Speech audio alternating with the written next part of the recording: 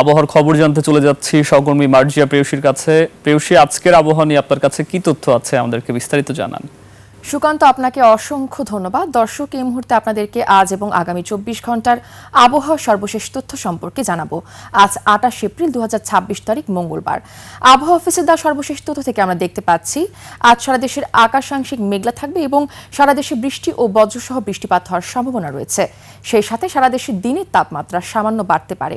আজ ঢাকার বাতাসের আপেক্ষিক আর্দ্রতা নির্ণয় করা হয়েছে 88%। যদি আমরা বাংলাদেশের সার্বিক পরিস্থিতির দিকে লক্ষ্য করি তাহলে দেখতে পাচ্ছি মৌসুমের স্বাভাবিক লঘুচাপটি দক্ষিণ বঙ্গোপসাগর ও তৎসংলগ্ন এলাকায় অবস্থান করছে।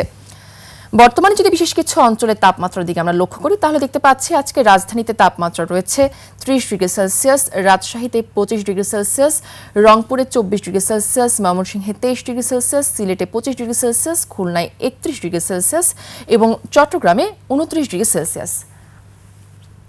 পূর্বাভাসে আরও বলা হয়েছে আজ দক্ষিণ পূর্ব দিক থেকে ঘন্টায় 10 থেকে 15 কিলোমিটার বেগে একটি বাতাস প্রবাহিত হতে পারে।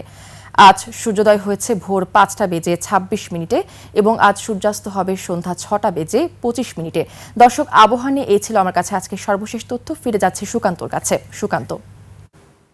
প্রেয়সী, অসংখ্য ধন্যবাদ আপনাকে।